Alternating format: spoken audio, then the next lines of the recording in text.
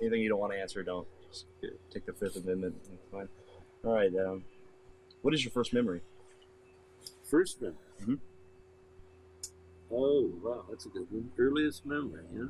Childhood. I guess it would be a wagon I had with my name on it. The Eagle thing, you know. And I believe it was in California, so I would have been in first grade. We lived in California, Los Angeles, first grade. I guess that would be it. Did the wagon have a name to it or anything? Or Did the wagon have a name? it just had your name Charlie on it? It Or had my name. Charlie? Or Chaz. It was abbreviated to fit. Chaz E. Aguar. Painted on the side. Red wagon. Did your father paint it on? No, it was something they ordered, I think, and it was probably, I don't know, birthday present or Christmas present or what. Mm-hmm. I don't remember really getting it. I just remember. And of course, you see pictures and albums, and that's a lot of times that's what you Memorization. remember from that. Yeah. Describe your relationship with your mother. Well, I was an only child. Mm-hmm. My father died when I was, I'm not sure, 9 or 10. So Dad had 2 children before me that had died in infancy. One is a real small baby, and the other several years old. Diphtheria, things that were common in those days. And I guess I'd say I had a real good relationship.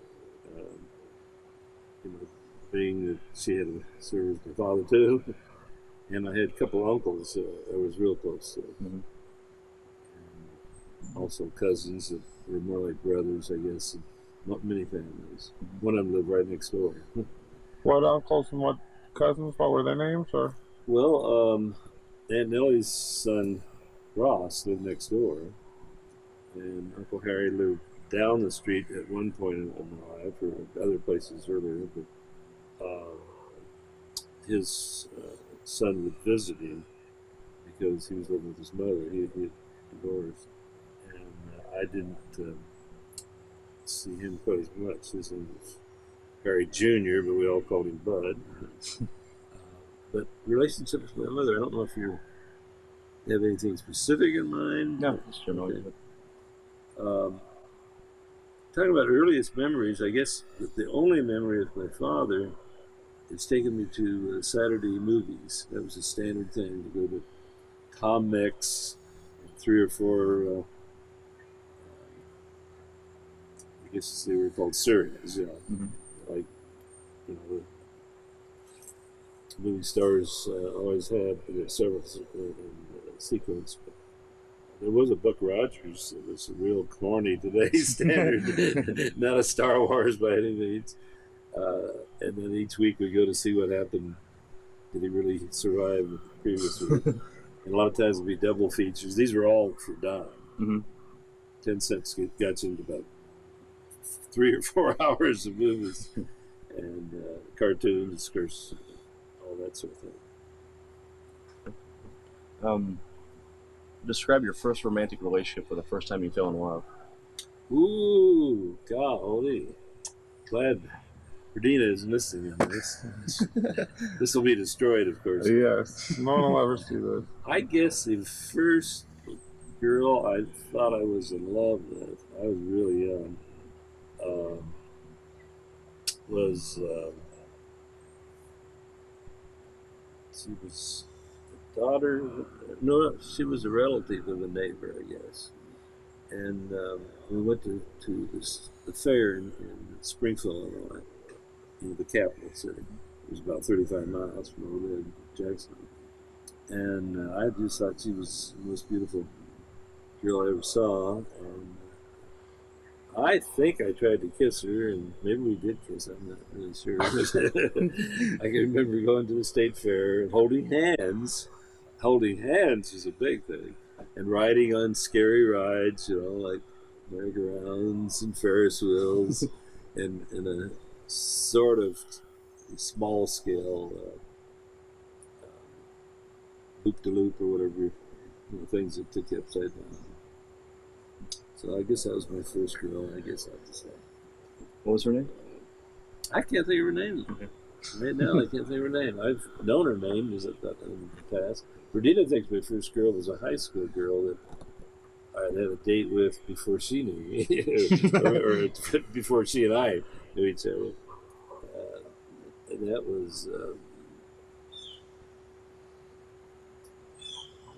Jackie.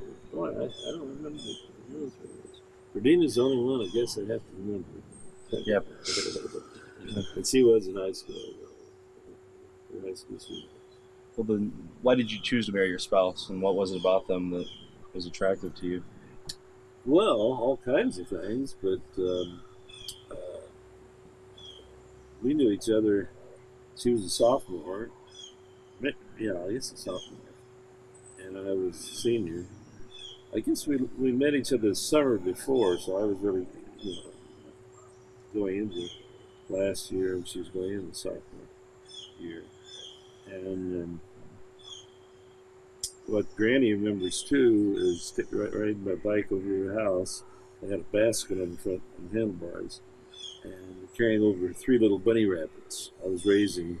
This is wartime, of course, and food was scarce, and ration and all that sort of thing. So I raised rabbits as fast as they could multiply, and they multiply pretty fast. I had to then kill them and skin them and all that. But they were so cute when they're tiny. And the hotel would take them as many as I could furnish, $1 per rabbit. I don't know how much I paid for feed to get it up, time to get it up there, but it's just something I had in the backyard. But go off to school, I'd feed them, keep the cages clean. But I took the rabbits over to Verdina's house, and that cinched it. Anybody that liked rabbits, I don't think I told her I was killing them for the people to eat at the hotel, but till later. But we just hit it off, and we were sweethearts, to say, through a little while, because it wasn't long before I went to the service. Wrote letters all the time. She'd write me a letter every day, and I'd write letters off as I could. And sometimes they'd go 10 and 12 pages because they'd just be bits of notes and information now and then. But she dated while I was overseas or in the service and overseas. Because I was gone almost 2 years, like 22 months or something like that. Got one leave. Because one leave we were inseparable, and we went over to Springfield, the big city nearby. Did all the things you do on the road by bus because we didn't have a car. I didn't drive. I had to learn to drive when I went to service. And I drove a fire truck for a while, just about smashed it up. But that's another story. Why did you choose? When did you choose to marry Verdina, or when did you propose, and why did you choose? We got 2 interviewers here. I thought I'm just going back to the original cameraman. Going back to the original question there. So you have to write it out anyways. You're not going to directly somewhere. We never talked really seriously, because I don't remember talking about when we're going to get married. That was just kind of something that I'm sure was in the back of both of our minds. And then one day, looking at rings in a window of the jewelry shop, Verdina said something that, suggested that would be nice to have a diamond like that, which was about 8 times bigger than I got her. I got her a chip off that diamond. But that it was, some time went on before I did. And I asked her mother what she'd think about getting the diamond, what kind she would like. So we called her Mums. Now we call her Granny. Knew about it before Verdina knew, unless she told her. I don't know. We'll have to get her version of that. But, I popped it on her. I'm sure it wasn't a big surprise at all. On June 5th, which was the anniversary of their first date, we always thought that we'd get married on June 5th, and it didn't turn out quite that close because we wanted to get married on a Sunday, for out-of-town people to visit and so forth. But this was after I got back from the service, and I was getting ready to Well, no, I was in college. It was my first year of college. Mm-hmm. I had my freshman year out of the way before we got married. And, it was not really a big surprise when I didn't think she was going to say no when I popped her in, and she didn't. What troubles you the most about young people today, and how would you change? Ooh, well, that's a goodie. Troubles me most about young people today. Probably, I've never thought about being troubled by it, but being not happy about things that young people today take so much for granted. I mean, it's different when you grow up, during the Depression, Mm-hmm.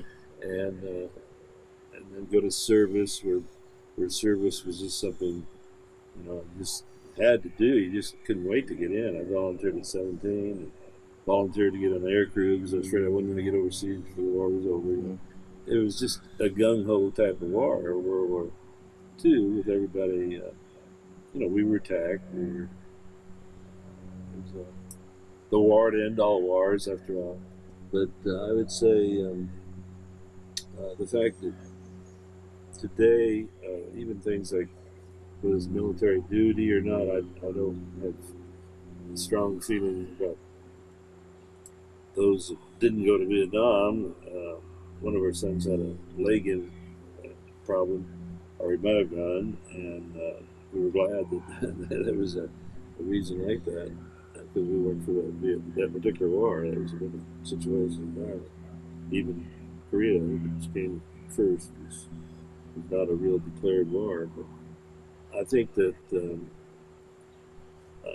maybe corny and all that, flag waving, but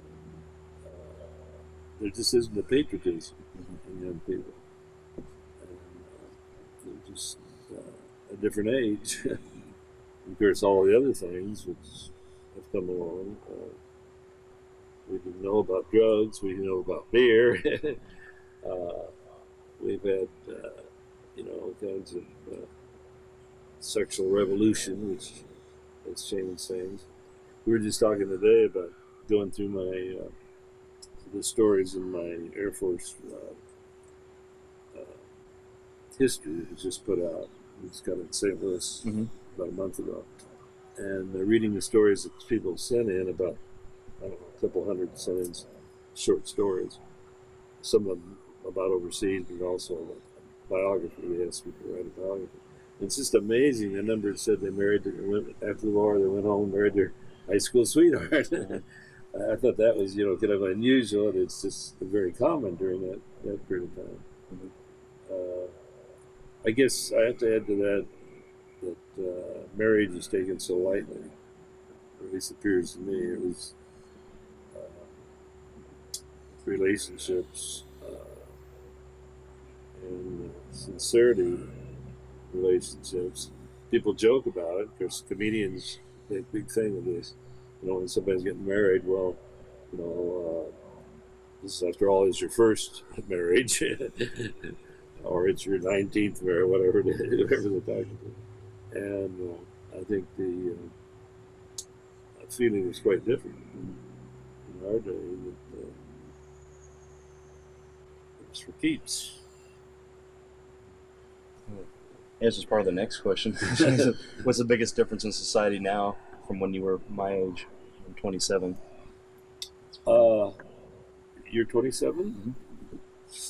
Well, when I was 27, I was, Dan would know it by heart because, I'd tell him what I was doing at his age, say, yeah, but Kennedy was president or something else, they bring me down a little bit. But let's see, at 27. What's the biggest difference between now and then? I just wanted to kind of think where I was.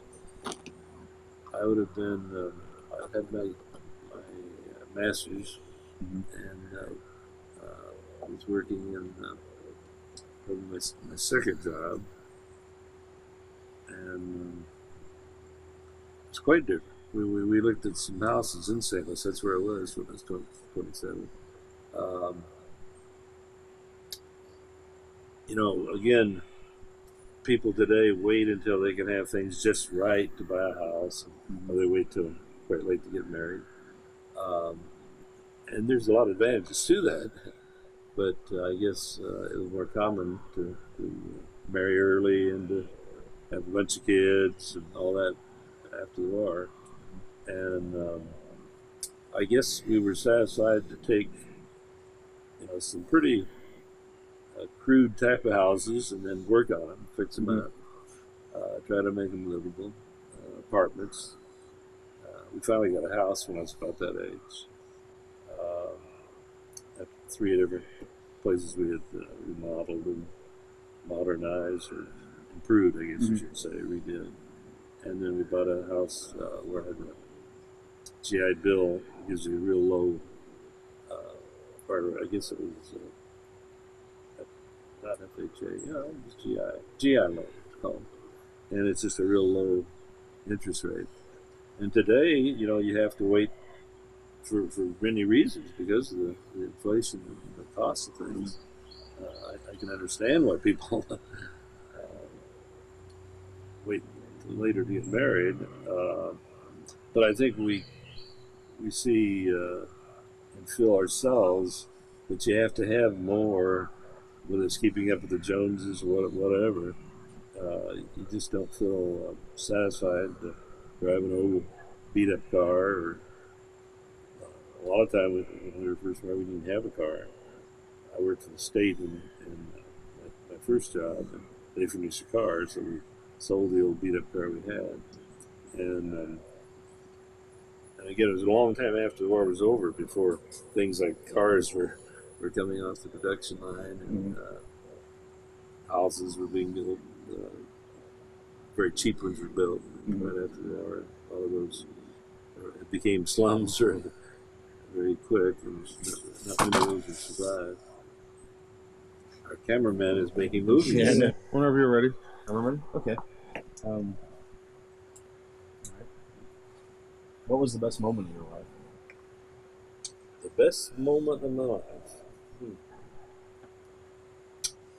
That's a difficult one to say. I really have to think of a lot of moments. Is this like a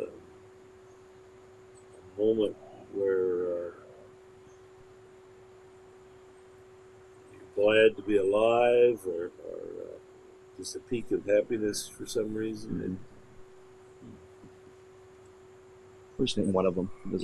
I guess I would, mainly because I've recently been talking with these guys and my crew, would say a good moment, I don't know if it's the best moment, but a good moment was the fact that we had to fly. We were dropping supplies by parachute into prison camps, and it was after the war was over, but before they could be evacuated. And some of them had been in prison for 3 years or more, and hadn't had American food or anything. So we were dropping food and supplies and public goods and so forth. And one of the parachutes hung up, and they were 300-pound boxes on the end of these big parachutes, cargo parachutes, because the B-29 wasn't meant to drop parachutes; it was meant to drop bombs. So there were quite a few malfunctions, but one of them was this 300-pound box, wooden box, was hitting against the back of the plane until we could get this thing loose and doing damage to the controls. The pilot had trouble controlling it. And the left Western operator, we weren't gunners anymore, but the left, I was left, the right Western gunner or observer and myself had to go into the bomb bay and cut it loose. That's the only thing we could do. And what was scary was hearing the other day how low we were, because I thought we were probably 1,000 feet or so. And the pilot says we were flying at 200 miles an hour at 200 feet above the ground. And it was in a valley, so there were mountains around. But we looked down, all we could see was rushing trees and the ground. And we went over to the camp and just saw it looked like barracks. But then we couldn't have a parachute on because we couldn't get into the bomb bay. So we both took our parachutes out. Got into this 8-inch catwalk, they call it. He's on one side, and I'm on the other bomb bay. stabbing at that thing. We knew we were going to cut it loose that way, so I grabbed a hold of him, and he leaned in forward where he could cut it loose.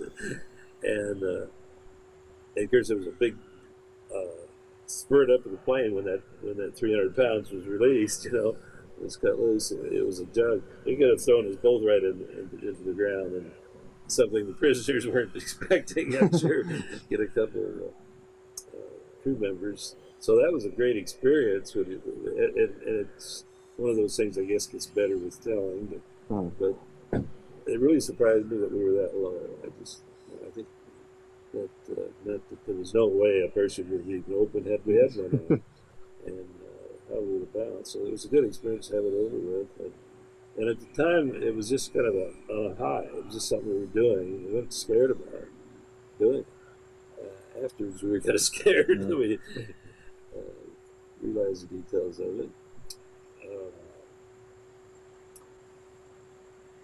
See what else you have there. All right. What was the worst moment of your life? I could have called that a worst moment, but I think it was a good moment because it was, we got through okay.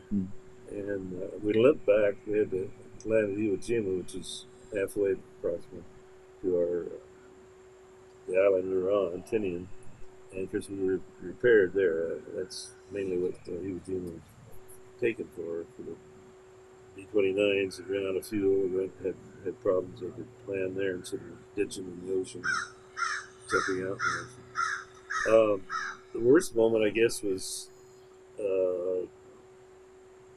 my heart surgery. And the second one. Is it open heart surgery? Yeah. The second one in Atlanta. There's Mr. Crow, not too long ago. Well, it's now 5 years ago. It's 5 years ago. But it was, the worst part was after the surgery, and I actually had a heart attack after the surgery.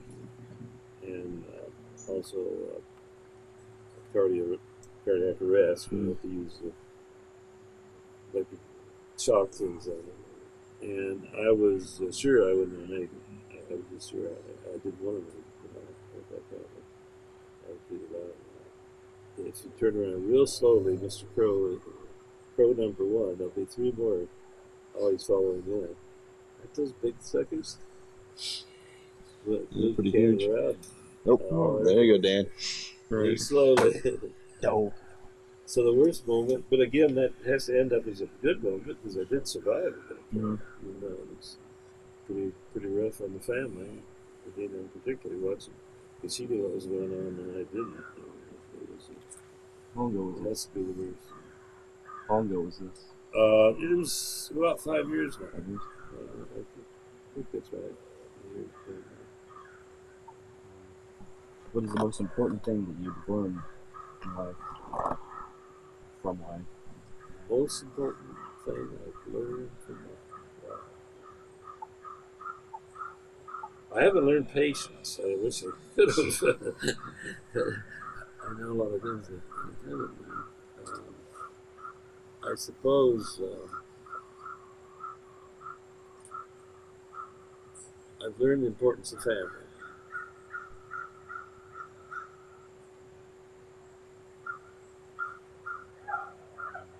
Who had the greatest impact on your life and why? In terms of my education,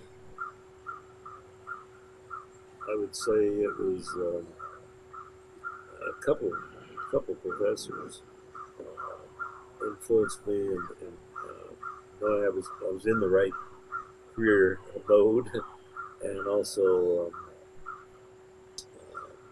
were kind of my mentors in college. One was Professor Stan White, who was an old-timer, a real institution at the University of Illinois, and had a fantastic philosophy of a landscape architect is more than just a designer, or just somebody that sits at a drawing board and draws plans. He had just an absolute terrific memory. And then the other was just opposite, a young man who was a Japanese American, Padeo some sake, and he was just beginning to teach. I was in his first class. Mm-hmm. He had just gotten out of Harvard. And during the war, his family had been on a camp. In camping in South California. US. He's an American-born Japanese. Uh-huh. And I went with him and learned more from him because I went in the field with him a lot. On vacations, Christmas vacations, for example, which is a long semester system. I went with him to the Chicago area. We did planning and surveys. And then we looked at Frank Lloyd Wright houses and architecture. And, I learned more outside the classroom with him than probably than in the classroom. But I would say those were influential people. Was the question influential? Yes, that's the base. Yeah, what most impact on your life was. Did you look at them as a father? It's a career type thing. I can't. Did you look up to him as father figures at all? Did you look up to him as father figures at all? I suppose my uncles were more influential that way. Yeah, these people, these two men in particular, were the professional figures. Okay. And I would, later if I had a problem in my job, that might be one I'd call to say, have you ever had this problem? What do you do about it? What did you do?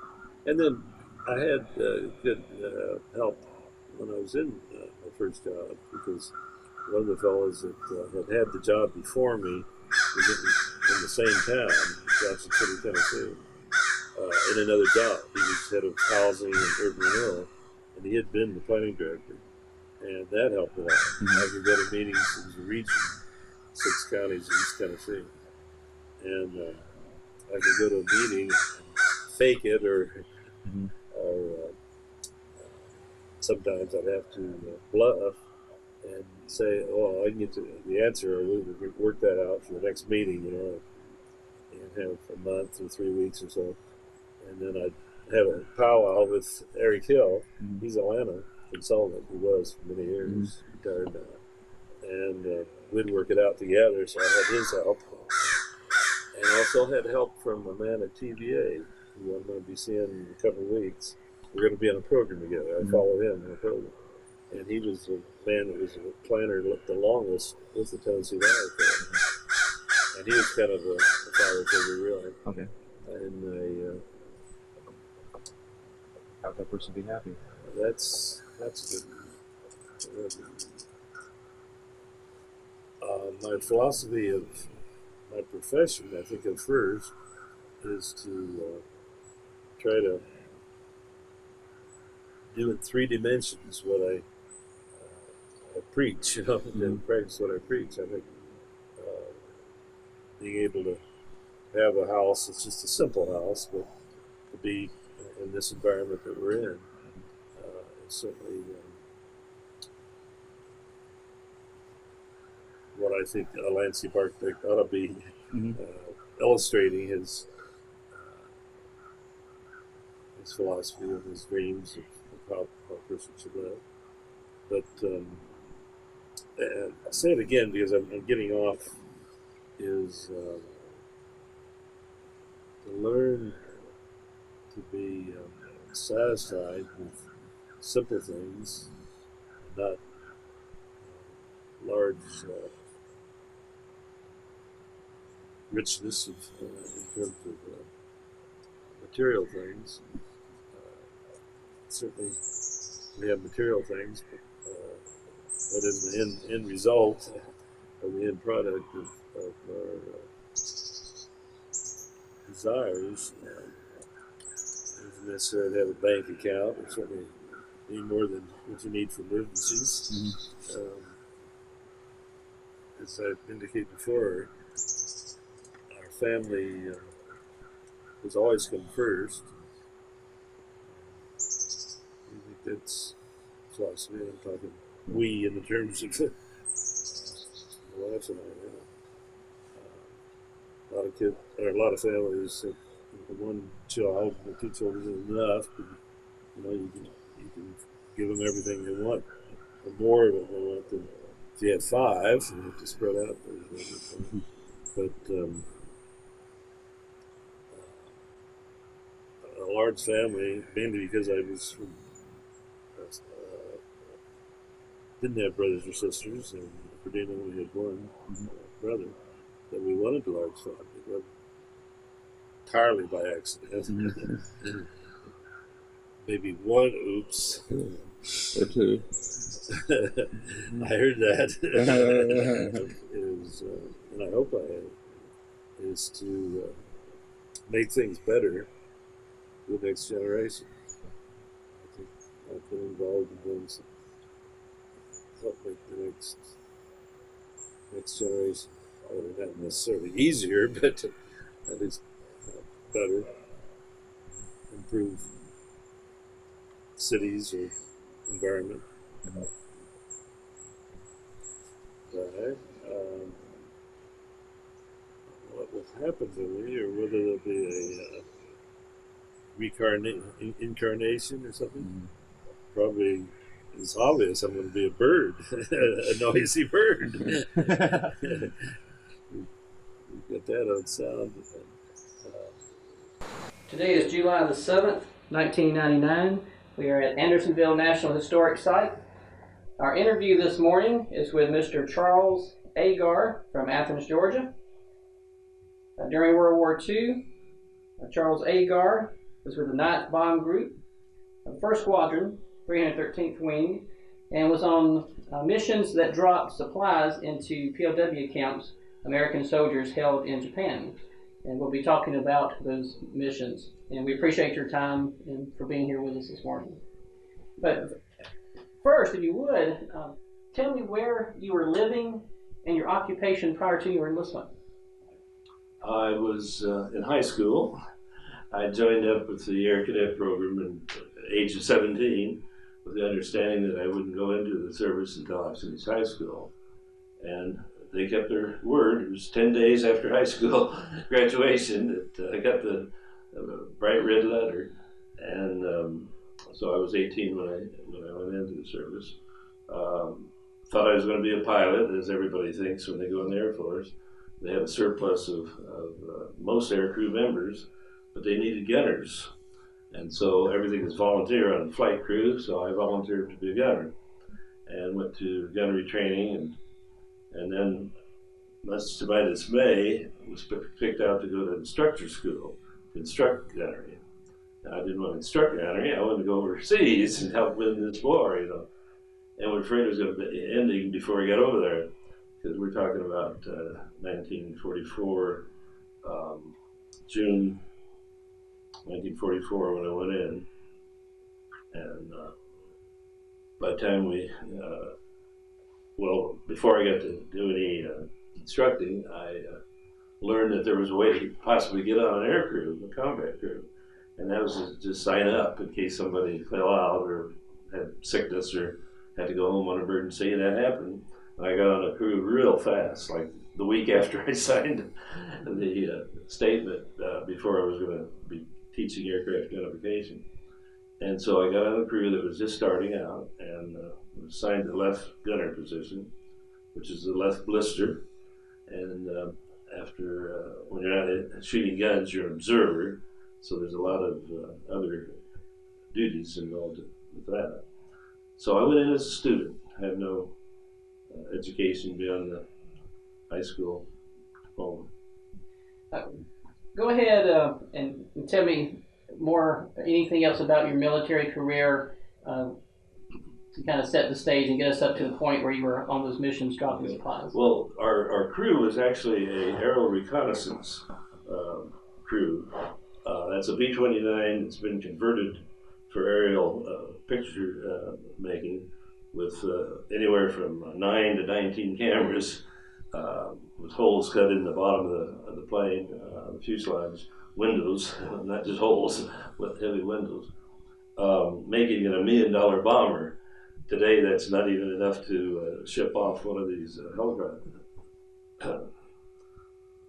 small planes. And anyway, we trained at very high altitudes, and our training was longer than the bomb crews.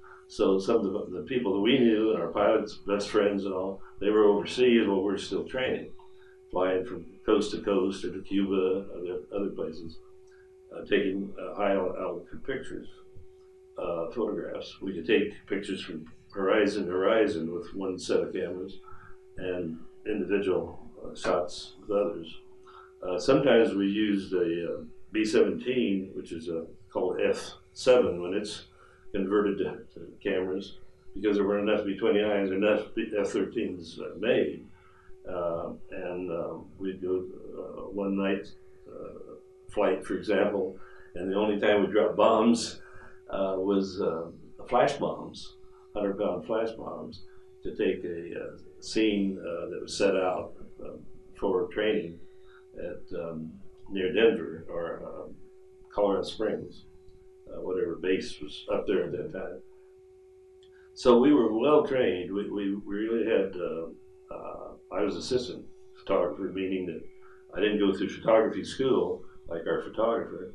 We didn't have a bombardier, by the way. Instead of bombardier, we had photographer. We never flew formation because we were single high altitude flyers. You know, the state of the art then was quite a bit different than today's U2 and satellite imagery. But anyway, I was very much interested in the environment and the terrains we flew over, and had a feeling for it that I didn't know I was absorbing, I guess. Maybe that later I went into city planning and regional planning and environmental design. So I think this was all helpful to that. But we did get overseas barely before the war was over, and they sent us to Guam. What was the month and year? Oh, well, it was in the second day of August that we arrived in Guam. And you know how close it is to the end of the war. I'm giving that away. And they didn't know what to do with us. So we just had time to wait around and investigate the island. And then because of a connection with our pilot, he said, we're not going to sit here while the war ends. Of course, we had the news of the atomic bomb being dropped. And I must say one thing. We were the crew of our class, meaning that every week there's a best crew, and we made that several weeks in a row. And then the crew of the class. And that usually meant getting a B-17 and getting to fly it wherever you could for a 3-day weekend pass. Usually they would go to California, Los Angeles, or San Francisco. They canceled that out on us, gave us billfolds with their crew in the class and our name engraved in it, but gave us a special honor to do a mission. And we couldn't imagine what kind of special honor it would be, but it wasn't very far away. It only took us 20 minutes, and we made maps of aerial mapping of this desert area with a stupid-looking tower in the middle of it. And we didn't know what we were doing, why we did it. But it was that we learned on August 8th that they announced that the first bomb was really tested in America in White Sands, New Mexico. Yeah. And that's what we had photographed before the bomb was tested. So you didn't realize until afterwards how special that was? No, nobody knew the navigation and knowing why we were shooting that particular area. We had flown over it before shooting because there's a gunnery range right nearby, shooting to the ground. But at any rate, the day the bomb went off, nobody knew it, but there was a flash seen for many, many miles. Well, we were graduating. So on the 16th of July, 1945, we graduated, and the first atomic bomb, or the atomic era started. Mm-hmm. And our little part in that was just taking a picture of it before, and somebody else must have gone over and taken a picture afterwards. I've flown over it in military planes, and I've seen the circle. It's still there.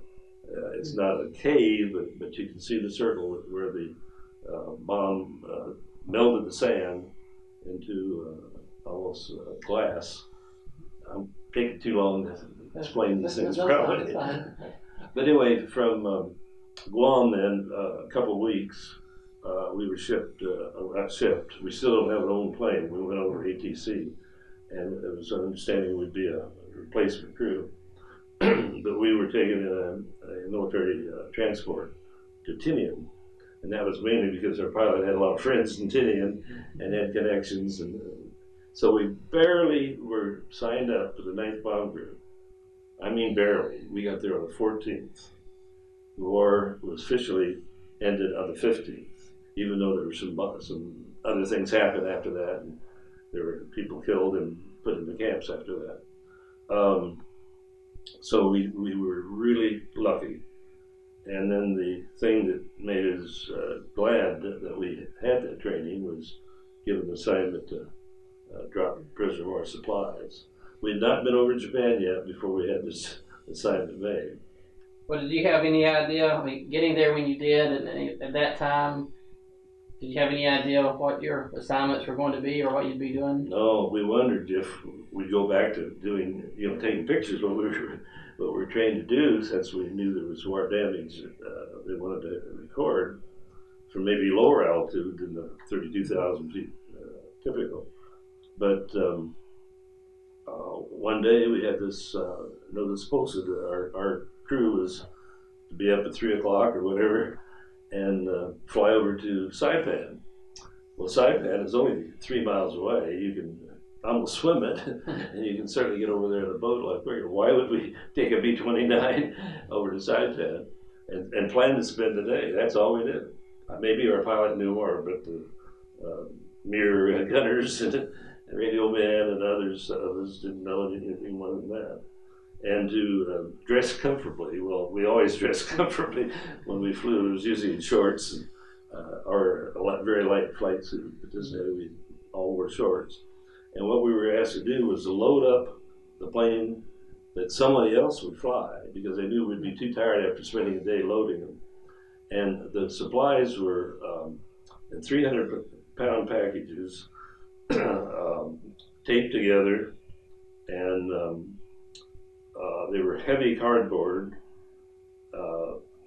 and we placed them, we tied ropes around them and tied the parachutes on and placed them on a pallet. And the pallet was designed to be a new platform for the bomb bays of the B-29. The B-29 has 2 bomb bays, unlike a B-17 that has only 1. B-24 has 2, but they're very small. Normally we would carry tanks of gas in the bomb bays for our aerial photography missions, since we didn't carry bombs.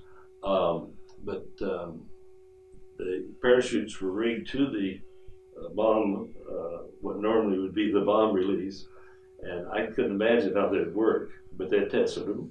They tested them there on Saipan, knew they'd work. The parachutes came bigger than the normal parachutes that we wore, cargo parachutes, and they had to fly those into the Philippines. Some reason or other they had a supply there, and made a special group of trips by B-29s carrying the parachutes. Ours were all blue, as I remember, and as I wrote in a letter to my sweetie back home, and there were a few yellow parachutes that were tied to the bomb platform, so that would float down also, not just fall on somebody, but that would float out also. For some reason, ours were blue. So you don't know that the color had any significance? No, other than later, something that I read about and have given you a copy of, that apparently some chutes were red and some were white and some were blue, because this one prisoner of war made a flag out of the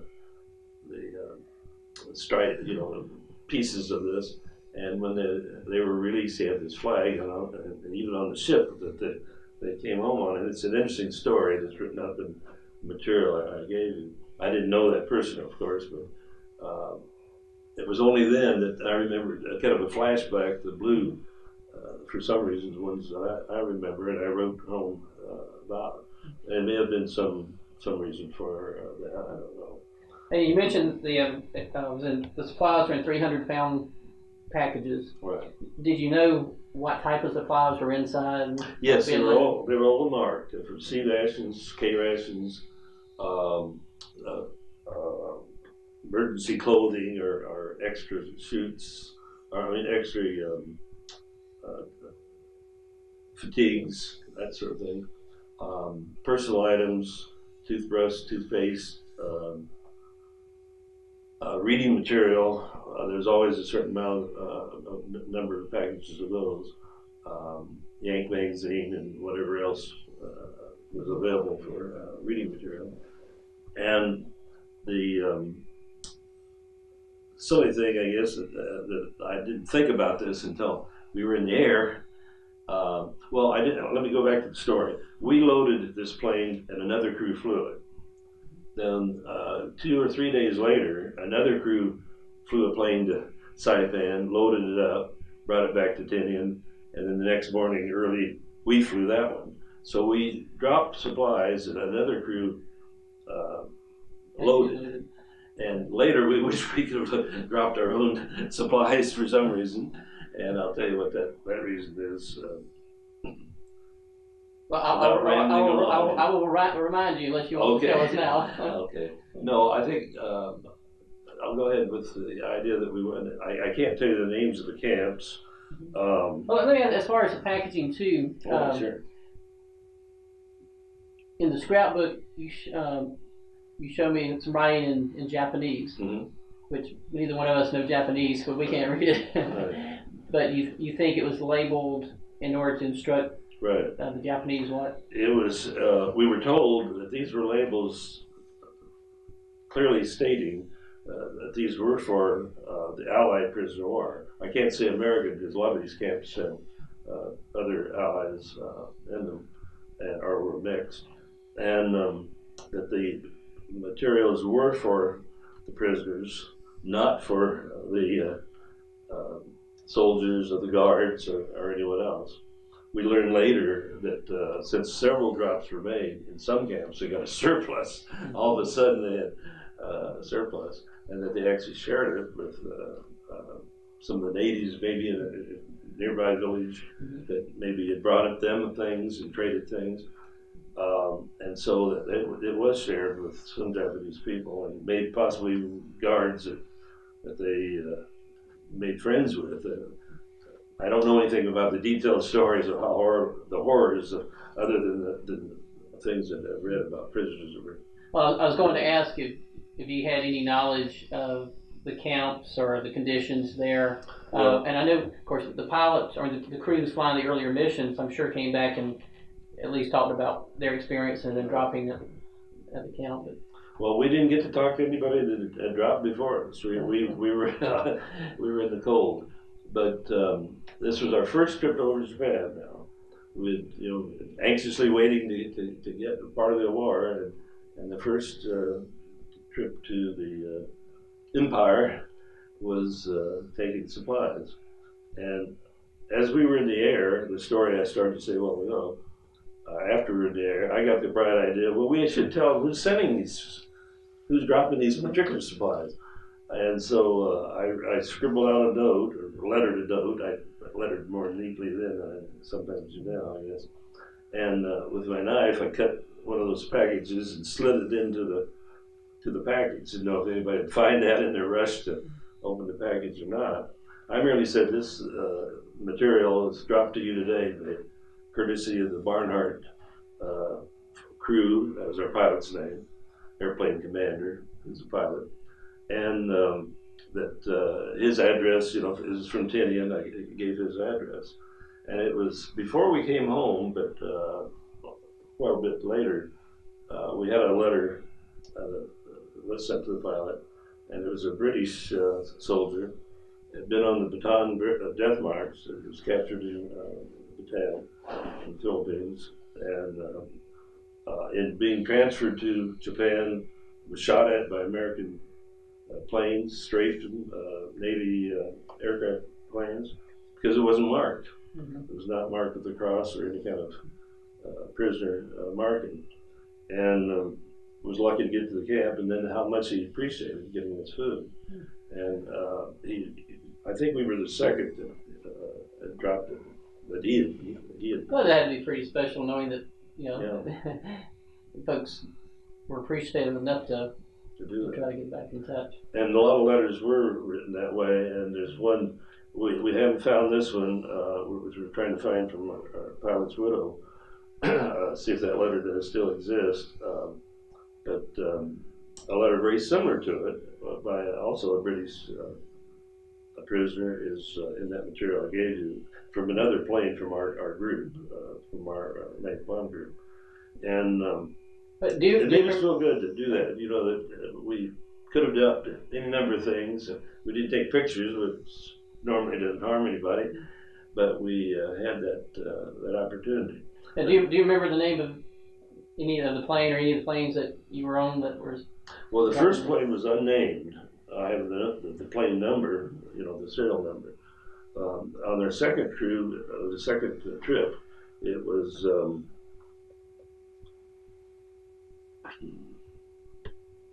I can't say it. It's a woman's name. Christiane, which was the name of a daughter. Yes, it was a daughter. And I met Christiane at a convention later. She's an attorney. But anyway, let me back up just a little bit. Things didn't go as well as they might have when those parachutes went out of the bomb bay. And we dropped. Was this on the first trip? Okay. Yeah, back to the first trip. We released. Well, I'll tell you what. Anything you want to share as far as maybe where you were told you were going to, or the route you took to get there, or anything like that? The only one that knew where we were going really was the navigator, you know, and the pilot. Well, thank goodness he knew. And they had a pretty rough, well, it was a detailed map, but a rough idea of where the camps were. I think there were over 150 camps that were dropped, supplies, usually 1, 2, and the most three times. 3 times because they couldn't get to them for a long time to release them. The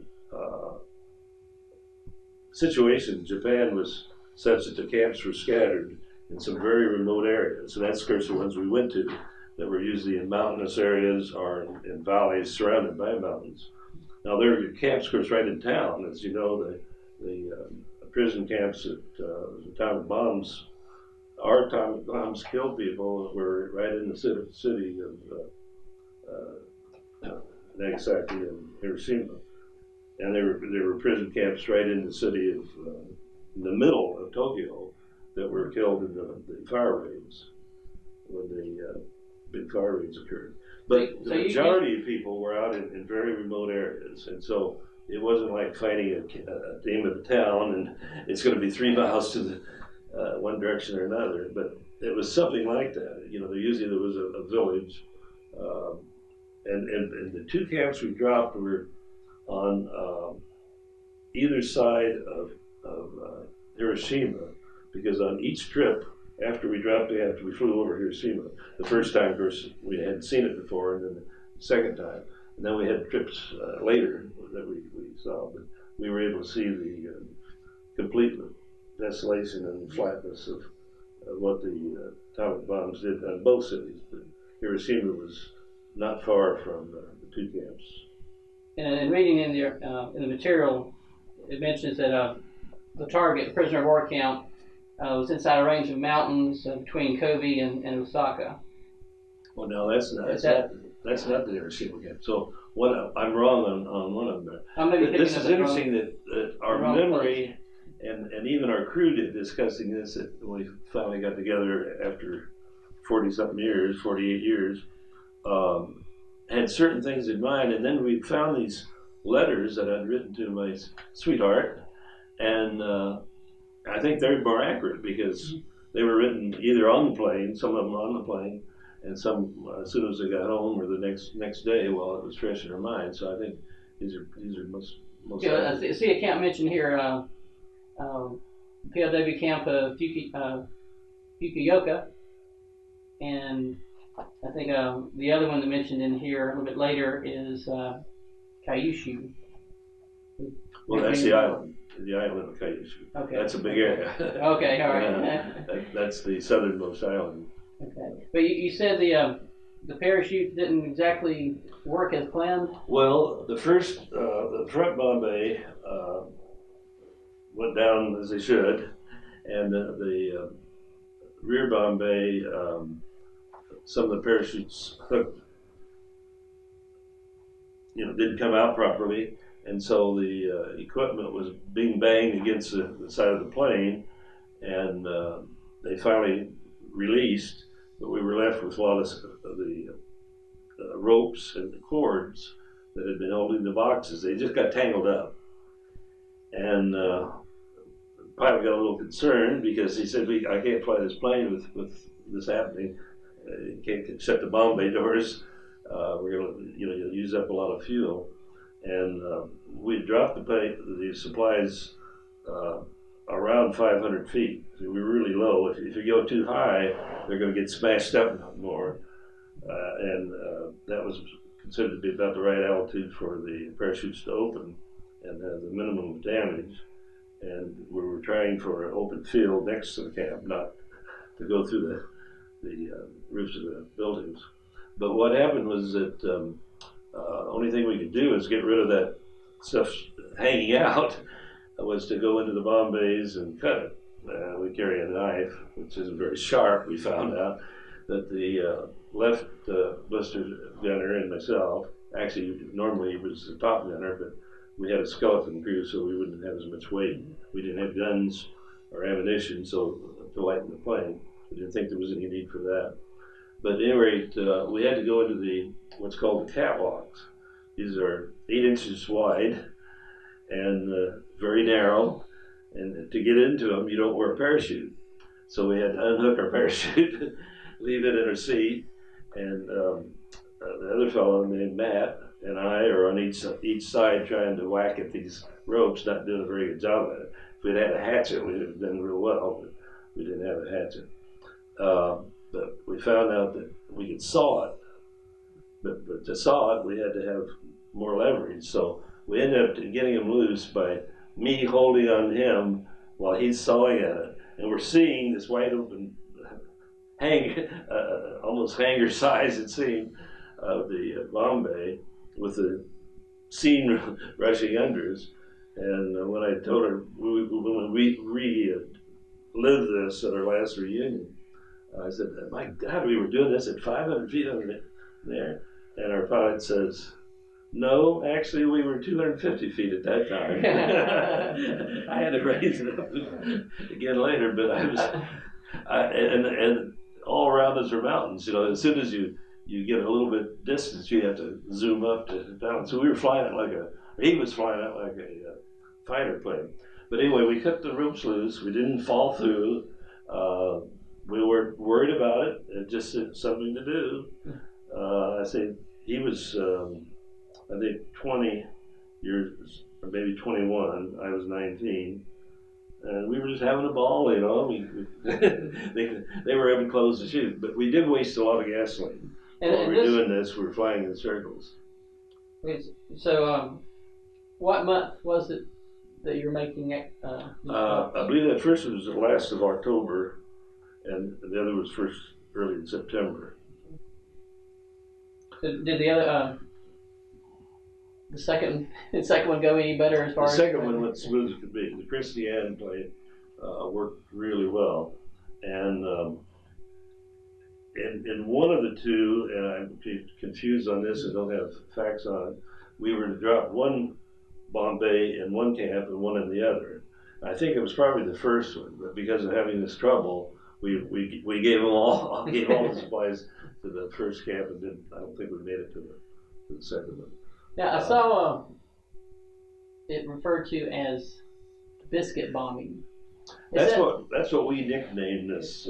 At the time or afterwards? So when did it get that name? I think during the time we were loading it up and all, that word got around because a lot of them had been dropped before ours. And so we were talking about what we're going to do. We're biscuit bombing because we thought of the hardtack probably that was part of the role. The press, like the magazine, Air Force magazine, any news that got out, called it mercy missions, which is a little more appropriate to prisoner of war supply. Personally, I like biscuit bombing. I like biscuit bombing too. But the second one really went really well. Well, the first one we had to make emergency landing at Iwo Jima.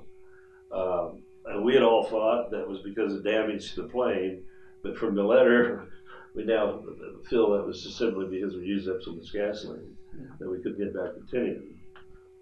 So we loaded on Saipan, but took off and returned to Tinian, our home base. Planes, by the way, came from all three islands that had B-29s, which were Saipan, Tinian, and Guam. And for the most part, they took crews that hadn't had much experience, because after all, they'd done their duty, and some of them were getting ready to go home. No one that I know of had gone home yet, but they wanted to have this experience. So I guess there were others like us. It was the first trip over Japan, but a lot of planes took part in this. There's numbers in some information that I don't have in my head. And when we loaded, both times we loaded planes, as far as you could see, were B-29s. It was just an unbelievable sight. And roar, as we take off every minute and a half or so. So we took off just like it was going for a bombing mission. But then we all went different directions. We all had different assignments.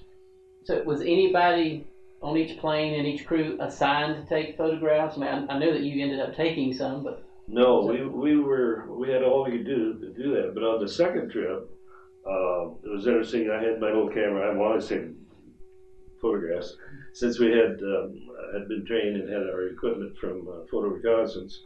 I had one roll of 50-foot film that I cut. A 50-foot film. Yeah, well, I guess it was 500-foot film, but it's 50 inches or 9 inches wide, and you can get a lot of film off that. So I sliced it to fit in my cameras, and any other cameras anybody could borrow or need film. I always supply them film. So it was with military film that was informally acquisitioned. But at any rate, I took pictures out the window, and some that I've given you are Navy planes that were flying alongside of us. And one, I was taking a picture, and I noticed what usually is a gunner position in the back of this helldiver, I believe it was, taking our picture with a big camera. So they were filming us, I think probably because it was ending up, and I wish I knew where those pictures were. I'd like to have one. If you find one, send me one. And then another plane had a movie camera, came by taking movie films of the chutes actually dropping. But on that second trip, they were really some daredevils. There were some aircraft planes, the Corsairs, came in real close. All these pictures are from the left blister or left wingtip.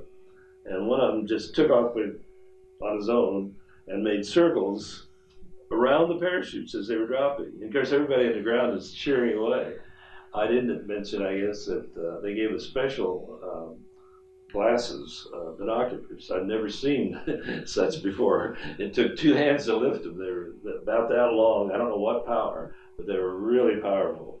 And so when between, what we had to do and keeping the pilot informed about the things not hitting the plane and where the flap position was and so forth, we were looking through these binoculars, and both this other observer in the blister and I were looking through these binoculars, and we could see the eyeballs of these people, the expression. We could see how thin they were.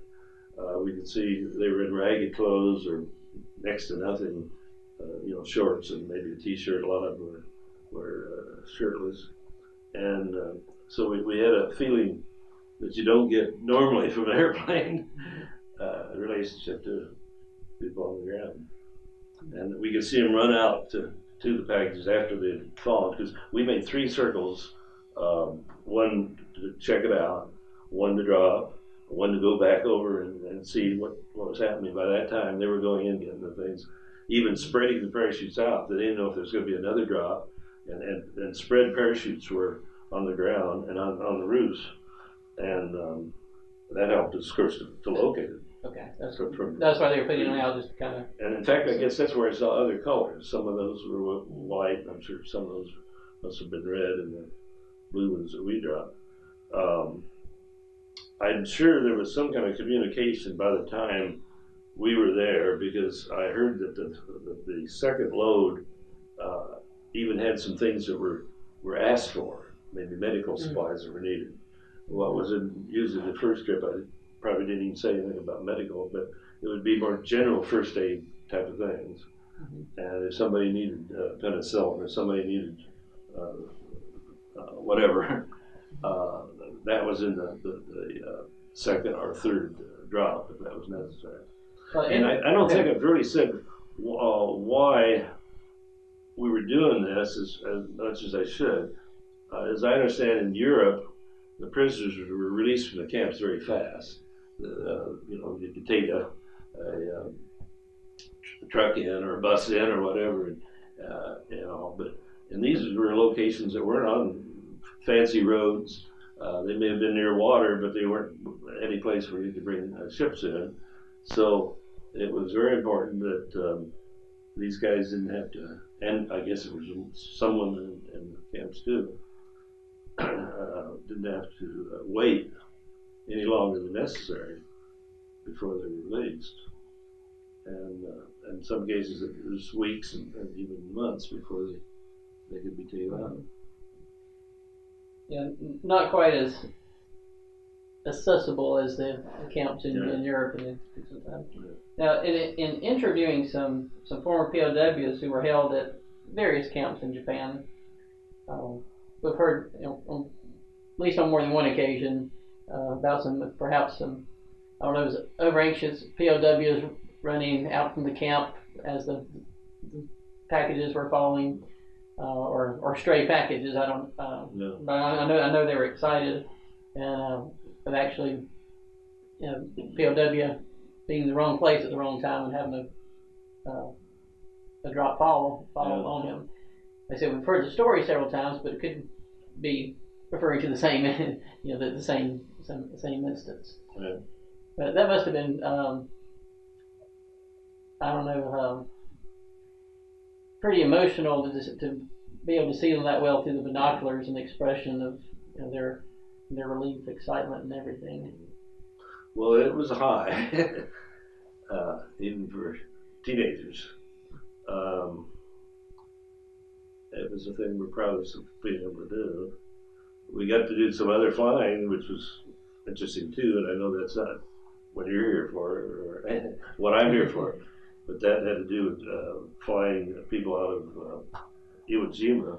We were actually supposed to be there a month, and we flew people that never saw Japan, but had everything to do with getting the planes over there.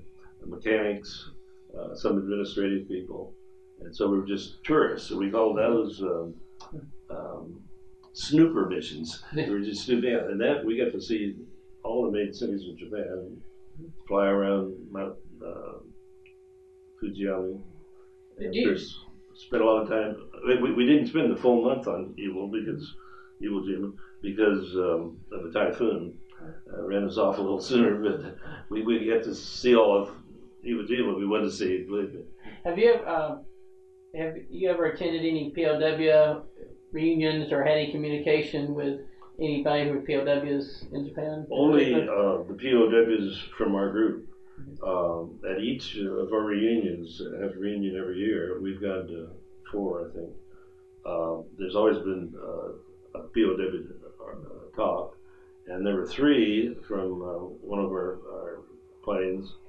I think they were all on the same plane from the 9th Bomb Group that were in Tokyo, and they were locked up rather than they could have been released in order to survive some of the damage. They were locked up, but most were killed, but these 3 survived, and their story is told and repeated at many of the reunions. And I've also talked to people that I haven't talked to anyone that got supplies. I've just had that one letter that our crew got, but then read many other letters, and particularly the fact that I got to fly over one trip to the Philippines and see Corregidor, see Bataan Peninsula, take pictures of it with low level, and tried to imagine and did my own personal research on what those people went through. That some of those ended up in the camps in Japan itself, and transferred, like I mentioned, the fellow that was strafed by our own planes when they were being moved to Japan. And so that was all pretty interesting that we got to help. And you, in conclusion here too, you may think of some things you want to go back and elaborate upon or add. I know in one of the pictures you had that the plane was actually marked, I believe, PW supplies. Oh yes, that's right. I didn't say that. But all the planes at the end of the war that were not going to be flown directly home, more war-weary ones were the ones we were using, had painted PW supplies on the wing, under the wings, so as we flew over low, that could be read. There was not POW merely because there wasn't that much room to get the big lettering.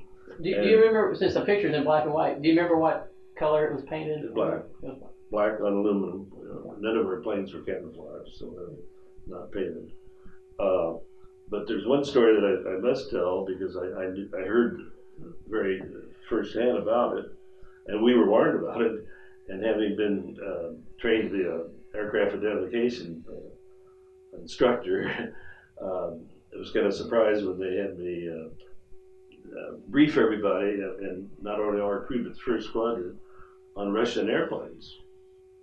Why would we? The war's over, Russia entered the war against Japan at the end, but why that? Well, at least 3 different planes had been forced down by Russian planes, and one was actually shot at while he was dropping supplies into Korea. There were camps in Korea, and it was forced to land, I believe, in Manchuria, in some Japanese-held area, or Russian-held area of beyond Korea. But at any rate, what they did was to get these 3 planes, study them, release them eventually, because they just shot over it. They didn't shoot at them. And of course, none of our planes were carrying ammunition or guns. And then they copied the B-29. And they made, I think, over 400, I forget the name that they called it, but it's identical. You see pictures of it, and I have pictures of them. You'd think they were American-made B-29s. And our allies, the Russians, wanted that airplane, and that was the way they could get it.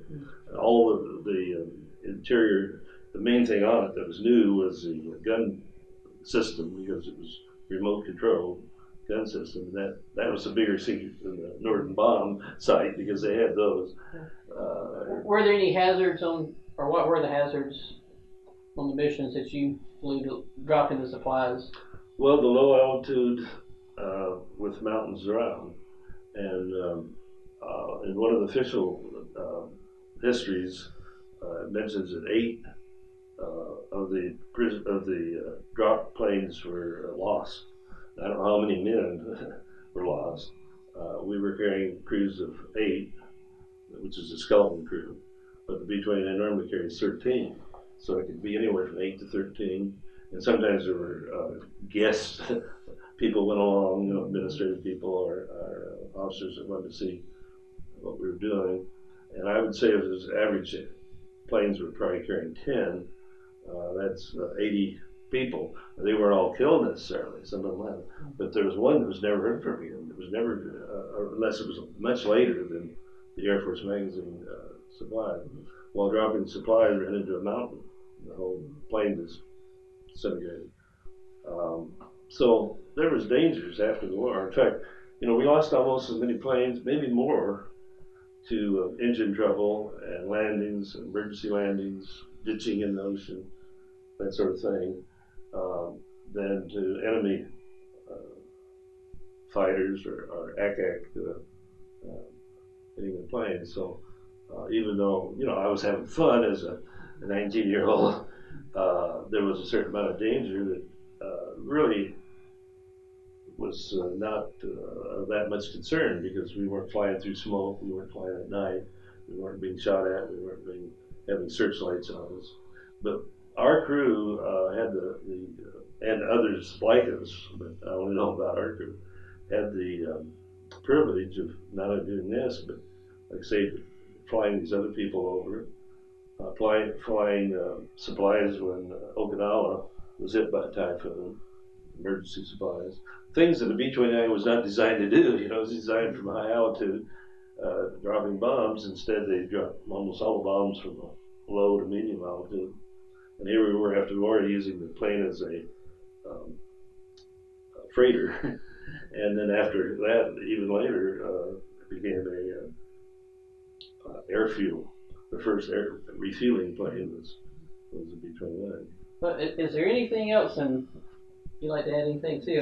Anything else concerning those the missions, dropping the supplies to the POWs that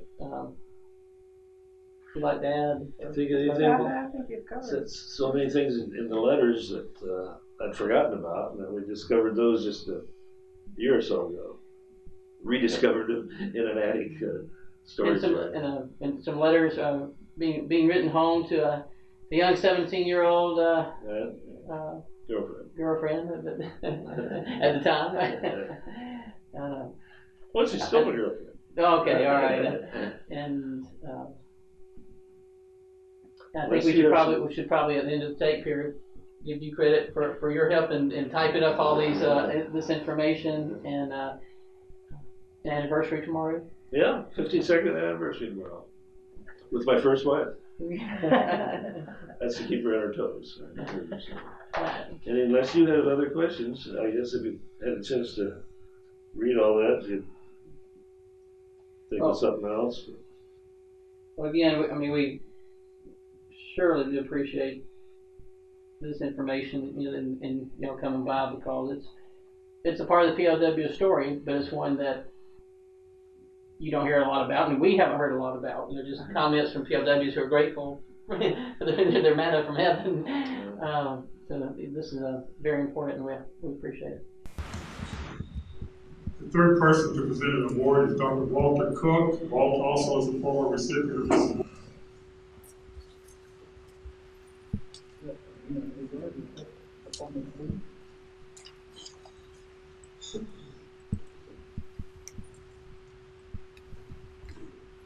Charlie Aguar came to Athens in 1970, a year before I did, and immediately began to change this town and this state for the better. I remember my first experience with Charlie as he hosted a bus tour of the North Oconee River through town. He already had his students planning the greenway, which we will open in a few weeks. He and his students presented their plans to the public, to the mayor and council, at the library. Although it was a good idea, all thought it was a good idea, but few took it seriously. The plan was put on the archives, up on the shelf, where many plans go. I heard that this afternoon. Very soon after his arrival in Athens, Charlie helped, actually he was a springboard, I guess, for the Georgia Heritage Trust program, which is responsible for the public acquisition of environmental gems like Ossabaw Island, Pigeon Mountain, and our own Sandy Creek Nature Center. Charlie was one of the 11 people who chartered the Northeast Georgia Nature Center, which became Sandy Creek. He and I drew the first plan for its development, and in doing this project, he taught me nearly everything I ever knew about planning, site planning. Charlie was a great teacher. His talent for teaching was rewarded in 1976 when he was named Conservation Educator of the Year by the Georgia Wildlife Federation. 3 years later, he received a fellowship grant from the National Endowment for the Arts. The concept for a North Oconee Greenway didn't die. Charlie kept it alive, quietly working to convince people of its potential. He was a prime mover in the formation of the Coney Rivers Greenway Commission in 1990, which marked at long last an official recognition by the local government of the value of the Greenway. The Alec Little Award Committee has a policy of recognizing people for their accomplishments. While Charlie strove mightily for over 25 years to get a Greenway established, it was not accomplished until this year, which explains why he has not received the honor until now. He certainly deserves it. Unfortunately, we lost him a few months ago, and we're not able to present the award to him personally. I would like to add one more comment. I can't take credit for this, but I think it is certainly appropriate in this instance. Charlie was in many ways one like Alec Little. Alec was not a celebrity. He did not aspire to be one.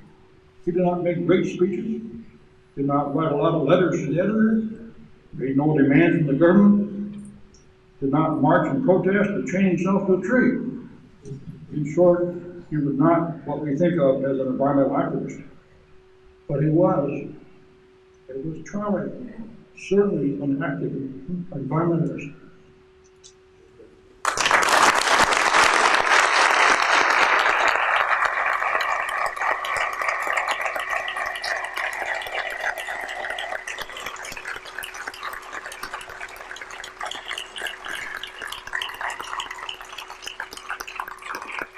This is Regina Aguar and Charlie Aguar. Thank you for being with us. Speaking of environmental heroes, our environmental spirit, our environmental godfather here in Athens is Dr. Eugene Odom. Last year, we presented Dr. Odom, or voted to give Dr. Odom a Alec Little Award for Lifetime Achievement. Unfortunately, he did not accept it then. Dr. Odom is with us today to accept this award and to present it. I want to call on Gail Kelly.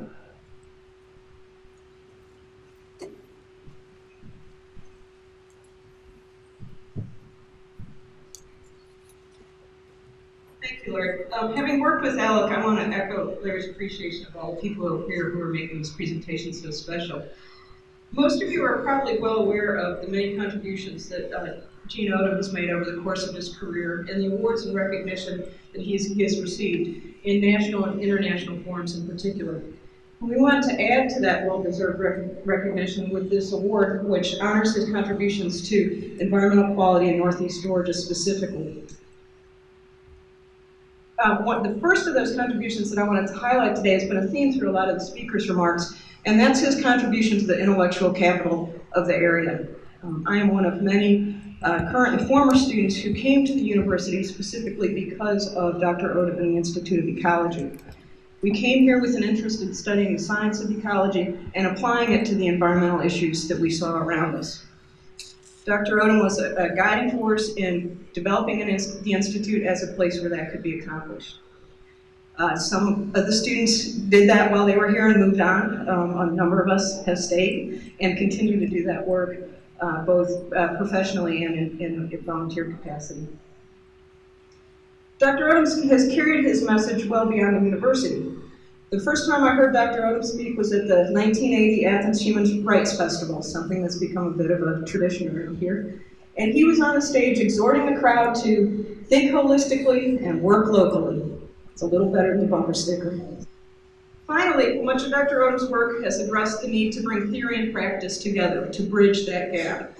And locally, he's providing an opportunity for that by donating a small watershed in Madison County to the university. That watershed will serve as a teaching laboratory on watershed processes and watershed management.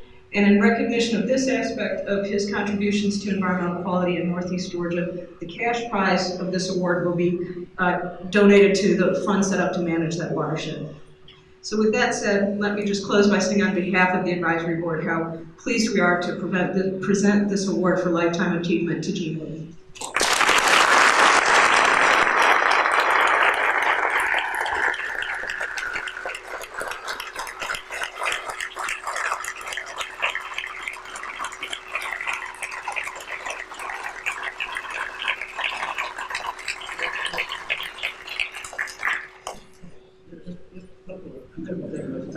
I want to tell you that we do practice land use planning that we preach. I have a beautiful piece of property on the Broad River, and what I've done with that, I've surveyed 25 acres in the middle of it, and then that's going to be developed, you see. The rest of it's in conservation easement, and Bud Freeman has helped me work this out. So those 2-acre lots in there, you see, will be worth as much as the whole area, because people will love to build a house and have all this open space. And this is one of the most beautiful rivers in Georgia.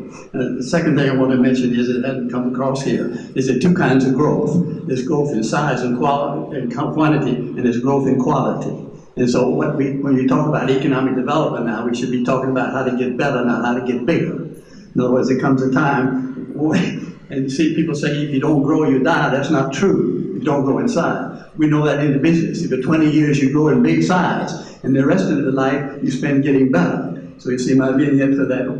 It's to grow or not to grow is not the question, because if you're small and new, you have to grow to survive. But when you get big, then the question is, when do you start getting bigger, when you start getting better? And the university is trying to do that. We don't want to grow any more bigger in terms of number of students. We want to get better, and the students who can't take a real big, good university can go to smaller colleges and so on. In other words, there's increasing returns of scale, but there's decreasing returns of scale. It's very hard to find that out. And the third thing is environmental developers, which you're talking about. And one way to do that would be, why don't we license developers like we license pharmacists? You wouldn't let a pharmacist do it.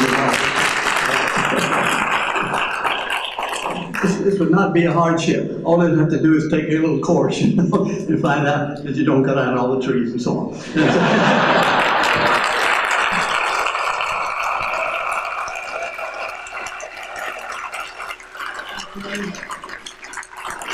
We'll take a 15-minute break and come back about 5 after 5 and have the last part of our program.